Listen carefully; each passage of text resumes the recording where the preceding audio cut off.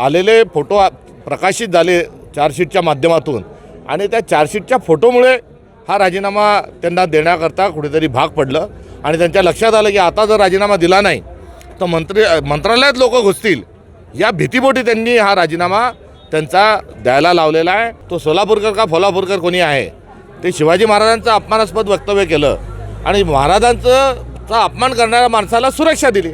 त्यामुळे अपमान करा, सुरक्षा मिळवा. मुख्यमंत्री, गृहमंत्री, संपूर्ण मंत्रिमंडळ झोपा काढत होतं का? हाताच्या कंगणाला आरसा कशाला? हे सत्तेसाठी एकत्रित आलेलं एकंदरीत हे कडबोळ आहे. ही विचारधारेशी यांचा काही संबंध नाही. त्यामुळे ही गँग आहे आणि आता हे गँगचं युद्ध पक्षाच्या आसपास आपसात पक्षामध्ये हे गँग युद्ध सुरू आहे आणि दुसऱ्या बाजूला याची किंमत महाराष्ट्राच्या लॉ अँड ऑर्डरला आणि महाराष्ट्राच्या एकंदरीत समतावादी संस्कृतीला याची किंमत चुकवावं लागत आहे. नेमकं आपण जर बघितलं तर धनंजय मुंडे यांचा नैतिकता गुंडाळून ठेवलेलं हे सरकार आहे आणि या नैतिकता गुंडाळून ठेवण्याच्या कारण जे मला या ठिकाणी सांगायचं आहे की मंत्र्याचा दबाव तपासावर आहे आणि धनंजय मुंडे मंत्री असल्यामुळे आणि त्यांचे हस्तक, त्यांचे संबंधित त्याच्या पलीकडे जाऊन तेच आका आहेत हा आरोप होत असताना या मंत्र्यांनी मंत्रिमंडळातून, कॅबिनेटमधून त्यांनी दूर जावं ही मूळ मागणी होती. मात्र चार्जशीट दाखल झाल्यावर त्यांचा राजीनामा झालेला आहे. त्यामुळे त्यांचा राजीनामा हा होऊ नये याकरता मुख्यमंत्री आणि संपूर्ण राजकीय महायुतीतली व्यवस्था ही व्यस्त होती. कुठेतरी आलेले फोटो प्रकाशित झाले चार्जशीटच्या माध्यमातून आणि त्या चार्जशीटच्या फोटोमुळे हा राजीनामा त्यांना देण्याकरता कुठेतरी भाग पडलं आणि त्यांच्या लक्षात आलं की आता जर राजीनामा दिला नाही तर मंत्रालयात लोक घुसतील, या भीतीपोटी त्यांनी हा राजीनामा त्यांचा द्यायला लावलेला आहे आणि राजीनामा द्या नाही तर बरखास्त करू अशी दमदाटी करून हा झालेला राजीनामा आहे.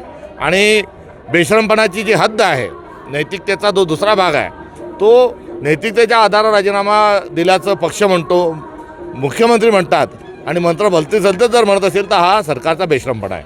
मात्र यावर कुठल्याही ठोस उपाययोजना करताना दिसत नाही. तर कुठेतरी अपयश आहे गृहमंत्रालय. निश्चित अपयश आहेत. खासदार रावेरच्या खासदार महोदय आहेत, त्या केंद्रात मंत्री आहेत, त्यांना मुलींची छेड काढली म्हणून 100 मुली पोलीस स्टेशनमध्ये घेऊन जावं लागतं आणि पोलीस स्टेशनमध्ये धरणे द्यावे लागतात. याचा अर्थ काय की खासदारांच्या घरातील, कुटुंबातील, केंद्रीय मंत्र्याच्या कुटुंबातीलही मुली सुरक्षित नाही. पुण्यात स्वारगेटमध्ये बलात्काराची घटना होते आणि गृहराज्यमंत्री काय म्हणतात की महिला ओरडली नाही. म्हणजे एकंदरीत हा सगळा कारभार हा अपयशाच्या कडेलोट आहे आणि या अपयशाच्या पलीकडे आता हा कारभार गेलेला आहे. त्यामुळे महाराष्ट्राचा गृह विभाग हा घाशीराम कोतवाल चालवत आहे का, हा एक नवा प्रश्न निर्माण झालेला आहे. आणि या सगळ्या गोष्टींना पूर्ण वेळ गृहमंत्री नसणे आणि मुख्यमंत्र्याचा या सर्व गुंडागर्दींच्या पाठीशी हात असणे हा याचा स्पष्ट निष्कर्ष आहे. सरकार अशा पद्धतीनं अधिवेशनामध्ये गोंधळ, छत्रपती संभाजी महाराजांचं नाव घेणं, परत अपमान करणं, नेमकं हे सुरू काय? संभाजी महाराजांचा अपमान करा आणि पुरस्कार घ्या अशी एक योजना सरकारने चालू केलेली दिसते. कारण विनायक दामोदर सावरकर नावाच्या व्यक्तीने जेवढं घाणेरडं आणि खालच्या पातळीवर लिहिता येईल तेवढं संभाजी महाराजांबद्दल लिहिलं. या सरकारनं काय केलं की विनायक दामोदर सावरकरांनी केलेला अपमान आणि त्या अपमानाचा पुरस्कार हा विनायक दामोदर सावरकरांना संभाजी पुरस्कार दिला.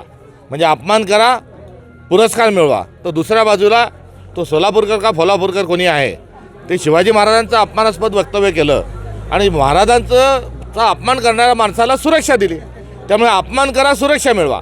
नागपूरचाही कवटेकर काय जो आहे त्यांनी पण जो काही अपमानास्पद वक्तव्य केलं आणि त्यालाही सुरक्षा दिली.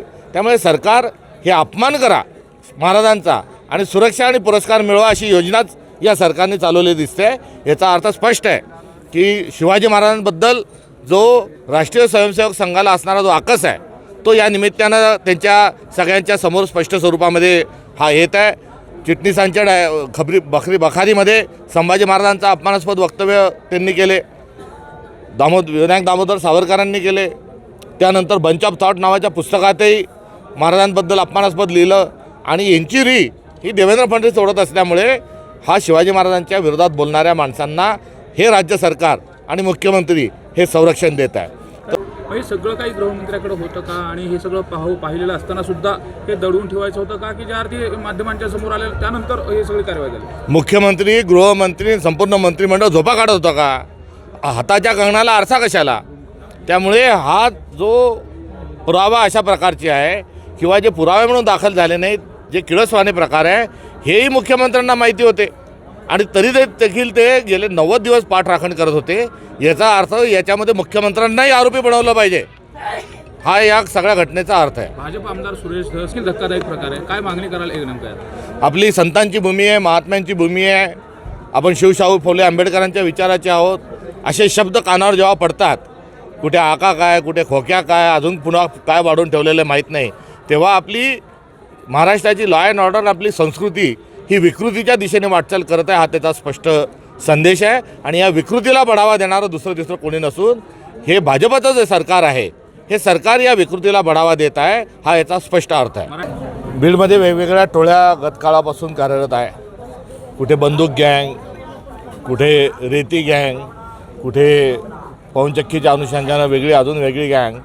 तर या सगळ्या ज्या गुंडच्या टोळ्या निर्माण झाल्या, या सर्व टोळ्यांचे करते करविते सत्ताधीश जी या भागातील मंडळी होती, थोडक्यात भारतीय जनता पक्ष ज्या पद्धतीने राजकारण महाराष्ट्रात करतो आहे, त्यांना गुण्यागोविंदांनी या ठिकाणी लोक राहतात काय नाही राहत काय याच्याशी काही देणं घेणं नाही. त्यांना केवळ कसंही करून सत्ता मिळवली पाहिजे आणि सत्तेसाठी मोठ्या प्रमाणावर भ्रष्टाचार करून संपत्ती जमा करणे हा त्यांचा मोटस ऑपरेंडी आहे. त्यामुळे समाजात फूट पाडणे आणि पैसा उकळणे आणि जातीयवाद आणि पैसा या माध्यमातून पक्ष फोडण्याचा विषय असो, निवडणुकांमध्ये पैसा फेकण्याचा विषय असो आणि माणसाशी लढवण्याचा विषय असतो, हे सर्व करणारा जो विचार आहे तो भारतीय जनता पक्षाच्या मुळाशी आहे. आणि अर्थातच जी आयडिया ऑफ इंडिया आहे, जे भारताचं सौहार्द टिकण्याचा जो विचार आहे, याच्या विपरीत विचार करणारा पक्ष भारतीय जनता पक्ष आहे. त्यामुळे केवळ आणि केवळ भारतीय जनता पक्षाची विचारधारा या सगळ्या गुंडागर्दीला कारणीभूत आहे. आपण रस्त्यावर लोकांचा सहभाग बघत आहात. उत्स्फूर्त स्वरूपामध्ये सकाळपासून लोक या सद्भावना यात्रेमध्ये सहभागी आहे आणि ही घडी विस्कटलेली नसून या जिल्ह्यामधला सामान्य कार्यकर्ता मोठ्या प्रमाणावर काँग्रेसच्या सोबत आहे, याचं हे अत्यंत जिवंत उदाहरण आहे. आणि काँग्रेसची या जिल्ह्यातली आणि एकंदरीत महाराष्ट्रातली स्थिती या उत्स्फूर्त प्रतिसादातूनच आपल्याला कळेल.